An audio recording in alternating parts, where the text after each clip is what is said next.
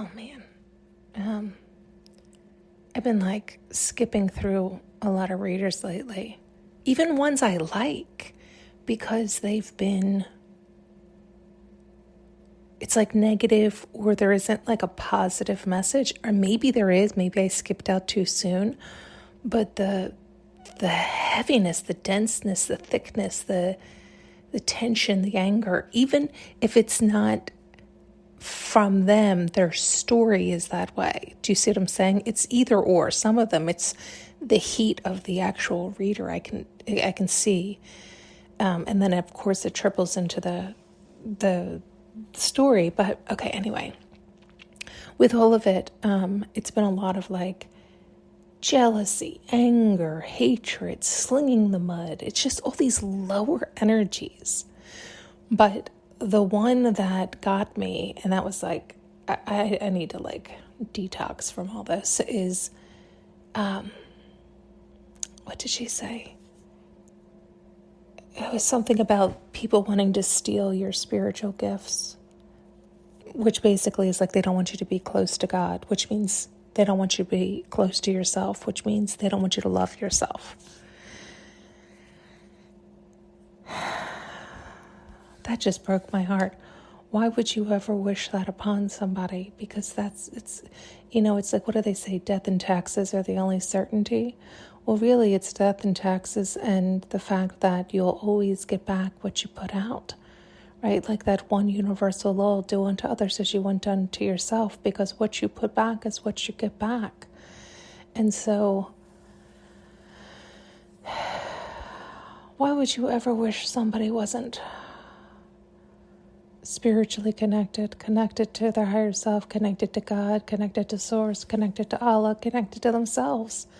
Why would you ever, right? And of course we can break it all down. It's because they hate themselves. Then they're living in those lower energies of jealousy, anger, hatred, revenge, seething. It's all this like, but if they can start to see themselves in another, if they can start to recognize, oh, they are me, I am them, I wish them well, I want them happy. And if you can also understand it from the standpoint, of course you want everybody happy, of course you want everybody loving themselves. If they're loving themselves, then they can love you. And you have to love you so you can love them. It's a circle, it's a cycle. It's not as hard as we make it, because we get stuck in our heads and we're getting deceived by outside ourselves, thinking it's coming from outside ourselves when it is not. It's all from within. So one must love oneself in order to see that back. But the truth is, you are seeing that back all the time. So those that you hate or wish were not spiritually connected or weren't close to God or weren't loving themselves, it's a mirror showing you what you could have and who you could be if you start loving you earnestly.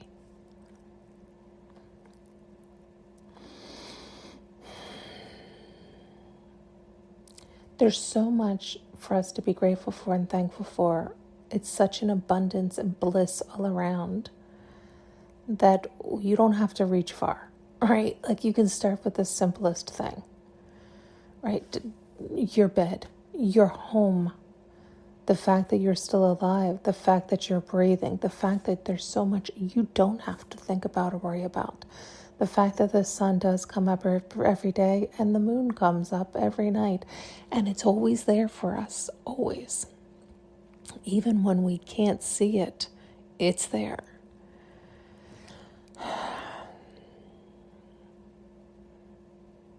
Hopefully you're near nature. You're not in a complete cement box. Hopefully you are out looking at the sky, feeling the ground, maybe in the ocean, the sand, the forest, the trees, the grass, animals, critters. It's all there for us, and it's teaching us all the time. all the ways that we are loving ourselves and the ways that we aren't. And we want to lean in more to the ways that we are loving ourselves and do more of that. And it'll ramp up that way. But yes, we need to be cognizant of the areas we are not, simply so we can shore them up, simply so we can learn and grow and expand, simply so we can do better by ourselves, so in turn by others. It's the idea of healing that wound, and we do that by loving ourselves, being honest with ourselves, being gentle with ourselves, being kind with ourselves, speaking nicely to ourselves about ourselves and to others and about others. Oh, right. The show. We have no idea what others have been through. We really don't. And don't ever judge them by the package. The idea of don't judge a book by its cover, because it's so true. You can see people who, they have shown me these examples, and it's quite comical because, of course, they show very, very dramatic. But they'll show me people who look fucking ancient. Wrinkled out the wazoo. And they're not even as old as those wrinkles indicate. And they've actually had a really privileged, blessed, beautiful life. And they've shown me people who look fresh as a daisy, young as can be, gorgeous. And you think they're the ones with a privileged life, and they have literally been through the ringer. How they look like that, I have no idea. And yet we do know they made it through that because they loved themselves, and it shines through. So this is the idea. I don't love it, but the struggle makes you stronger in loving yourself, and that beauty shines through. So the idea of suffering can help you grow simply in the fact that how strong are you? How much do you love yourself? Are you going to allow that contrast to take you down? Or are you going to allow it to show you what you do like? Are you going to focus on what you can't stand and have it drag you to the depths of hell? Or are you going to say, thank you so much for showing me that is awful and painful and I don't like it, but I sure like this over here. And start focusing on that over there. You have to love yourself more than you dislike something else. If you focus on the thing you dislike, or the thing that, they're showing now, even I guess if you envy somebody or wish, if you're focusing on that, then you're not loving yourself. You're not focused on you. You're not honoring yourself in your dreams. You have to love yourself more and your dreams more. You can't let others tear you away from your dream. It's almost like the world's set up for that, the survival of the fittest, who can love themselves and honor themselves so they can love and honor those around them. That's a tricky task in this world, because most people get selfish and greedy and become that negative selfish we talk about, and that greedy, monstrous, that's not operating from their highest and best. That's still feeding into the illusion of lack.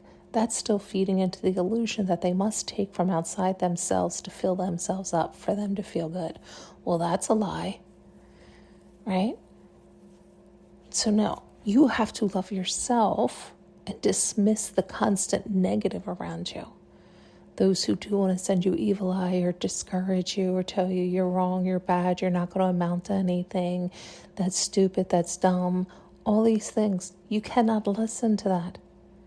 You can't. You just reflect that back to them, send it right back to them. That's their stuff they're trying to project onto you. That's their burdens to carry. That's their worry. That's their healing work. Wish them love and light. Hope that they heal. Hope that they start to love themselves. Hope they tap back into their own dreams, but you need to focus on your dreams, right? What feels good and right to you, where you want to go.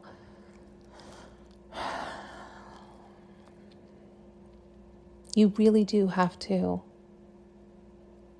love yourself so much you can rise above that, because there's so many tricks and traps here.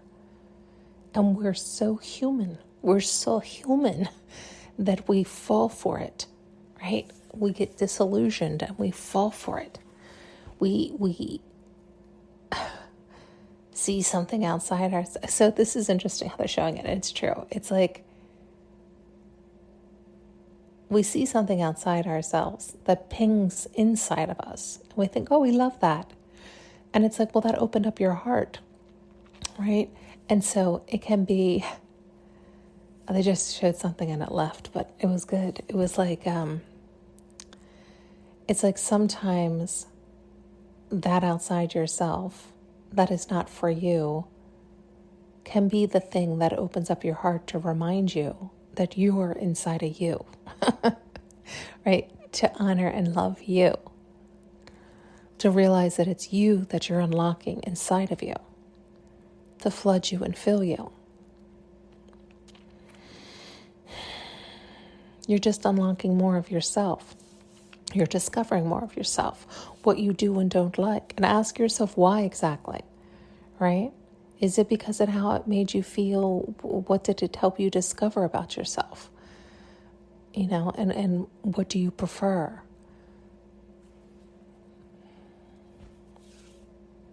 Okay. I know I sound like a broken record. But it's the truth. It is the truth. Loving yourself is the biggest test of all. That's the test here. That's the test here. Can you fully love and honor yourself? Can you get in alignment with yourself? It's like you're proving to yourself that you're good enough and worthy of your dreams. It's not, the universe is ready for you. It's, have you finished the drama? Have you finished proving to yourself that you're good enough, you're worthy, you're enough? So now the universe can reflect back to you that same truth, that you are good enough, you are worthy. Or do you still need to participate in the drama? We dip it in and out all the time. But I do feel like there's a time frame for most of us that's all we're doing is dipping in and out. Or even in the beginning of your life, all you're doing maybe is participating in the drama, right? Until you grow and evolve. And then as you're growing, evolving, changing, maturing, you continue to dip in and out of it, not maybe recognizing or seeing all the patterns that you're participating in and why. And it's like as we continue to evolve, grow, mature, we recognize our silliness and how we are or are not loving or honoring ourselves. And we start to get real and raw and honest. It's like, they say the circumcision of the heart is really what, the universe is looking for. It's like you have to break your own heart to crack your own heart wide open to recognize, oh, it's you. Oh, it's coming from you. It's you. It's you who's doing it to you. So they're jumping on a lot of stuff here, and I don't know that I finished any of the stories I wanted to before I flowed into the next. And I guess it doesn't matter. It doesn't matter. It's okay. It's all okay. It all is okay. It's all okay. As long as you're loving you and doing that work. Sorry, they made me come back on to say that because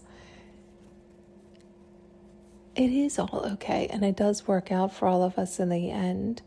But it's like the universe also likes, because it all balances out. The universe is in perfect harmony and balance. But the universe does like the shakeup. The universe does like the discord because it's needed to wake people up, right? It's like we haven't gotten to nirvana all around. Do you see what I'm saying? So it's like, it's working exactly as it's meant to work because we have to discover ourselves and we have to feel that pain to do something about it. And so I'm trying to verbalize what they're showing me, because it's like, that's why they're like, don't always say it's all okay, in that it is and it will be, as long as you're working towards loving you always. And that's, it's like the clarifying point they want me to make, although I'm not clarifying it as well as I'd like, or they'd like me to. In that, if your intentions are pure, all will be okay, but you have to clean up your intentions. You have to clean up your thoughts. You have to clean all that up. So it's like, if you have ill intent right now, and you have terrible thoughts right now, and if you have whatever, no, all will not be okay. No, all will not be okay. All will not be okay for you until you clean up your intentions, until you clean up your thoughts. So it's like you have to do that cleanup work in learning how to love yourself so you can love others. So it's like, that's, I guess, the clarifier they want me to make, where it's like, all will be okay for all of us when we all get back into alignment with ourselves. That's all, right? It's like, so it's like, depending on who's listening and where you're at in your journey will determine that, right? If you have ill intent and are out harming others, all will not be okay for you, right? You're going to still feel that pain, and then that is going to fuel you to keep harming others, because then you're still going to be in pain, and then so you will keep on that cycle. So things will never be okay for you. You'll never have that peace within until you release all that pain, right? And you feel your feelings, until you heal that hurt, until you recognize it's coming from you. And then all will be okay, but it takes time, it takes work, it takes effort, it takes that intention. And again, we've talked about this in ways where it depends on how long you have been going that other way, that it is like, this is, I think they were showing earlier about, it's like when you sever your heart, it's like when you start to do that cleanup work and you then go out there and you're turned the right way and you really wide open, it is like, then all the karma smacks, right? It's like, oh, you want unconditional love now? Okay, well, you got to clean up all this karmic debt, right? And so then people get disillusioned by that, or get confused by that, or forget that, or whatever the case may be. And then it brings us back down. And it's like, okay, we have to be like, okay, all right, you're right. I do want to clean all that up, because I don't want to bring any of that into my new life or with my new love, right? It's that idea of like, okay, I really do need to feel all this that you're showing me to clean it up and clear it out. So I am free and clear to move into my next cycle, free and clear, right? Free of all that past stuff. Knowing, once you've felt it and you've done all you can do, right? We've talked about that in depth, because there's a lot of times, there's a lot of steps in that process where people might think, well, they're dead, so I can't make amends with them or have the forgiveness. And it's like, no. The forgiveness is for you always. And you're just releasing it from your body, from your aura, from your field, from your mind. You're coming to terms with what was and recognizing it had to happen to show you where you weren't loving you. So you just have to come to peace and terms within you to love you and to heal that spot in you and to release all of that. So you don't ever technically need other parties involved in that process with you. It's really only when you want to make repair and bridge, like rebuild that bridge. But if you have no intention of doing that, or there isn't any benefit to bringing them back into the fold, it's not something you have to worry about, right? Or there's times where people don't want to participate. They don't want to engage. They don't want to make the repairs. You have to honor their decision. You have to honor and let them, that's the decision they made, right? You've reached out, you've tried, you've done whatever, and there hasn't been of repair. There's been negative energy continue to send your way, or silence, or whatever. And it's like, that's fine. That's their decision. They have to work through their process, and I honor their decision, and I honor myself and my decision and my peace, and I'm moving forward, right? So it's like, there's lots of work that we can do, but it all comes from within us and our own understanding, our own resolution within, our own acceptance of what is, our own acceptance of our part, because we called that in to learn and to heal parts of us. So have we done that? Or have we blamed it all on the exterior, right? And that's just going to keep you stuck forever more. So it's how much do you love yourself to get yourself unstuck, right? You got to face those hard truths. You have to swallow those pills, take your medicine, right? Okay.